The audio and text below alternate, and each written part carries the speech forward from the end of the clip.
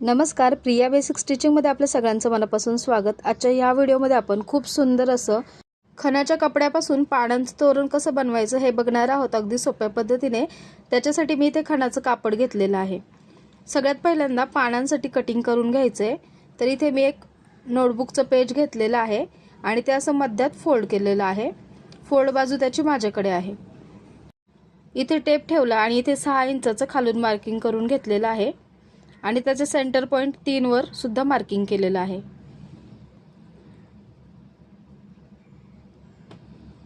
इथे वरच्या बाजूला 1 इंचावर मार्किंग केलंय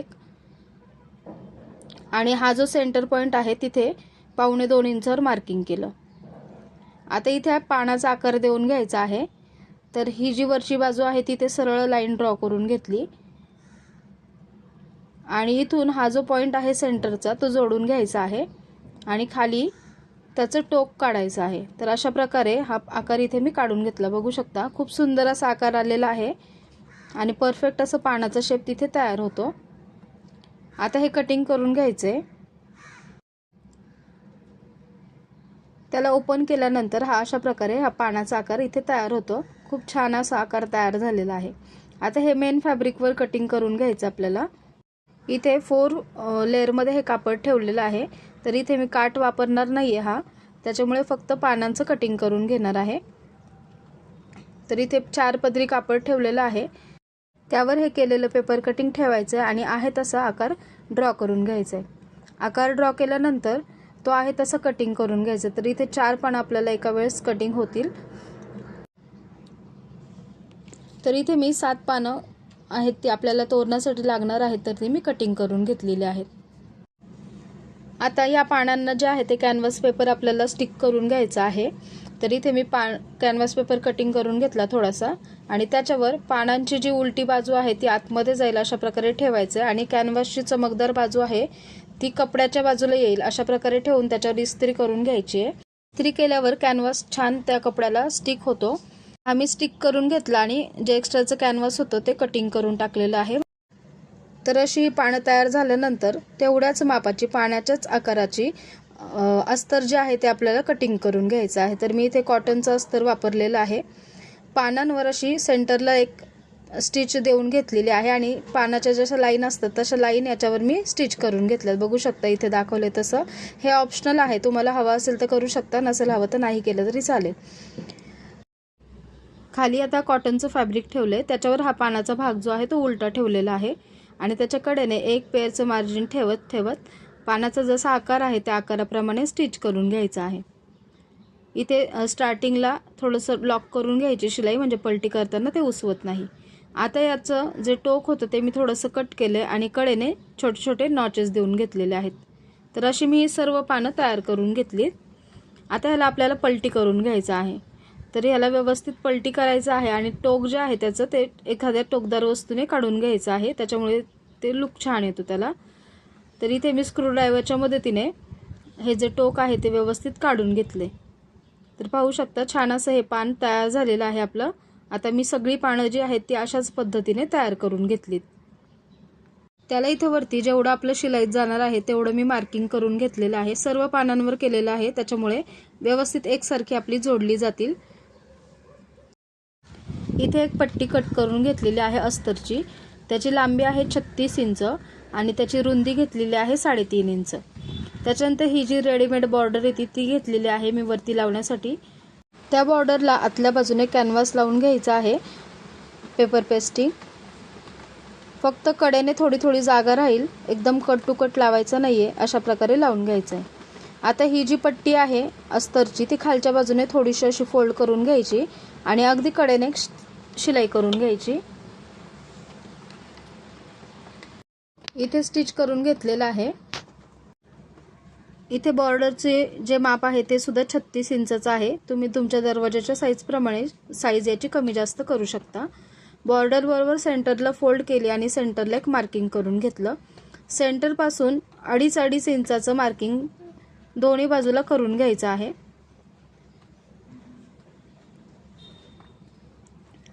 तर इथे मी सेंटर पासून 2.5 इंचाचं मार्किंग सर्व ह्याला करून घेतलेलं आहे, सर्व बॉर्डरला शेवटपर्यंत। बॉर्डरचं मार्किंग झाल्यानंतर आता अस्तर जे आहे ते जोडून घ्यायचं आहे. तर अस्तरला सुरुवातीला इथे मी अर्धा इंच फोल्ड केला आणि जी बॉर्डर आहे ती सुद्धा अर्धा इंच फोल्ड केली आणि खालच्या बाजूने ती स्टिच करून घ्यायची. तर इथे कडेला जे आहे ते थोडंसं वरती अंतर सोडून द्यायचं आहे आणि मग स्टिच करायला सुरुवात करायची आहे. इथे बॉर्डर जोडतानाच आपण पानं पण लावून घेणार आहोत. ही जी शेवटची मार्किंग केलेली होती ती मार्किंग आणि एक पान घ्यायचं आहे, त्याचा वरच्या बाजूचा सेंटर पॉईंट काढायचा आहे. ते मार्किंग आणि ह्याचा पानाचा सेंटर पॉईंट ते एकमेकांना मॅच झाले पाहिजे अशा प्रकारे लावून घ्यायचं आहे आणि त्याच्यावर शिलाई लॉक करून घ्यायची, कारण एक शिलाई दिली तर ते निघू शकतं त्यासाठी. त्याच्यानंतर मध्ये जे पुढचं जे मार्किंग आहे ते सोडून द्यायचे, तिथे नाही जोडायचं पान, आणि त्याच्या पुढचं जे मार्किंग आहे तिथे पान जोडून घ्यायचं. ते मार्किंग आणि पानाचा सेंटर पॉईंट बरोबर मॅच करायचं आहे. जेवढं शिलाईमध्ये मार्जिन आपण घेणार आहे तेवढं बरोबर ठेवून आतमध्ये इथे स्टिच करायचं आहे. आणि हे पान ठेवताना बॉर्डर आणि अस्तर त्याच्यामध्ये हे पान ठेवायचं आहे, म्हणजे बाहेरच्या बाजूने सुद्धा आपली फिनिशिंग खूप छान येईल. तर अशा प्रकारे हे जोडून घेतलेलं आहे आणि पानावर डबल शिलाई करून घ्यायची आहे आणि त्या दोन पानांच्या मध्ये एक मार्किंग शिल्लक राहिलं पाहिजे. तर असं मी हे सर्व पानं जी आहेत ती जोडून घेतली. तर इथे मला 36 साईजसाठी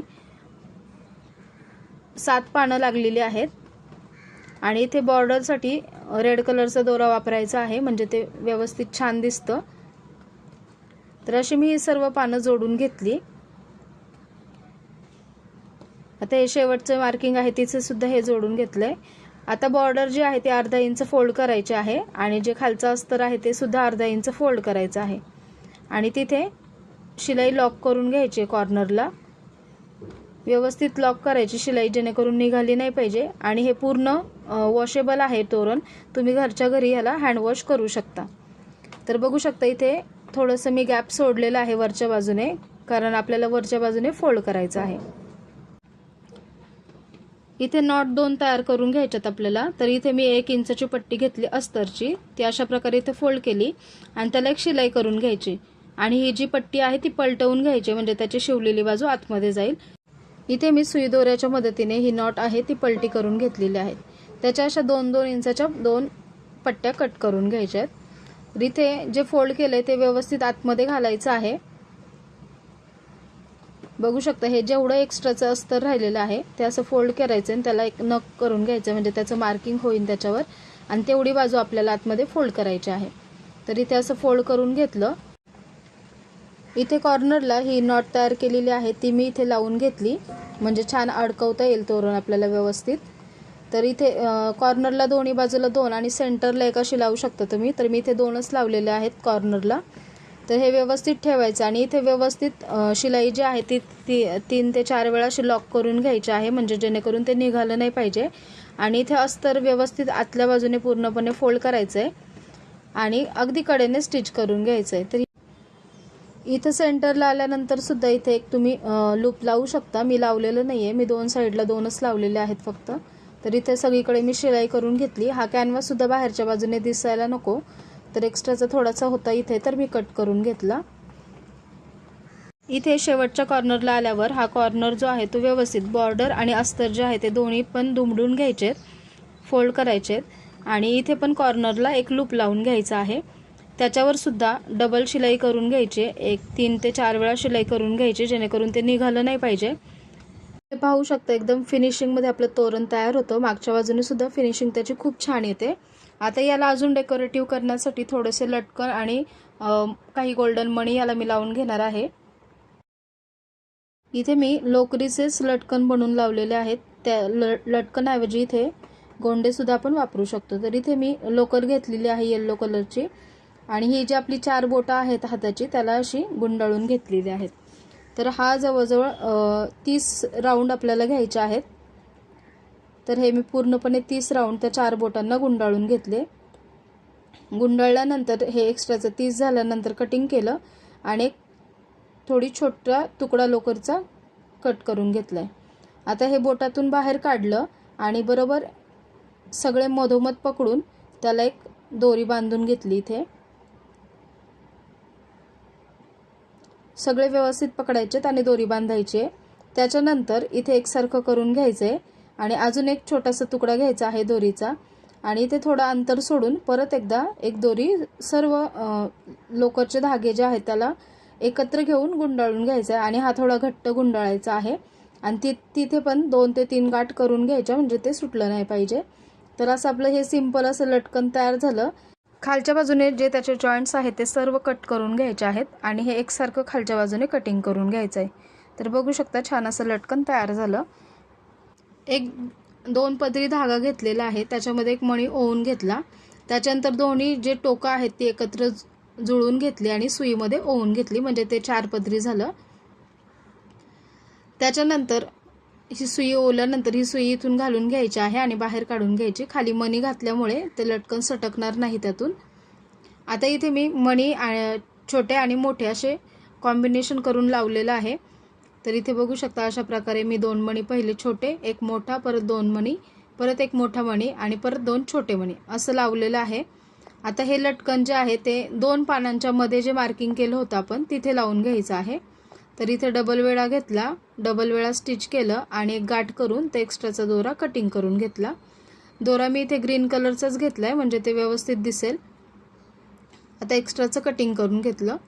सर्व पानांच्या टोकाला घंटी आणि छोटे 2 गोल्डनचे मणी लावून घेतलेले आहेत आणि ह्याचा लुक अजून चांगला यावा त्यासाठी फॅब्रिक पेंटने गोल्डन कलरच्या मध्ये स्वस्तिक काढले पानांवर आणि फुलं काढून घेतलेली आहे साइडने, त्याच्यामुळे त्याचा लुक अजून सुंदर आलेला आहे। तुम्हाला हे पानांचं तोरण कसं वाटलं कमेंटमध्ये नक्की सांगा। व्हिडिओ आवडला असेल तर लाईक करा आणि तुम्हाला असे शिलाईचे व्हिडिओ पाहायला आवडत असेल तर चॅनलला सबस्क्राईब करून शेजारचं बेल बटन देखील प्रेस करा, त्यामुळे माझा व्हिडिओ आला की त्याचं नोटिफिकेशन तुम्हाला मिळेल आणि व्हिडिओ पाहता येतील। पुन्हा भेटू अशाच एका नवीन आणि युजफुल व्हिडिओमध्ये। धन्यवाद।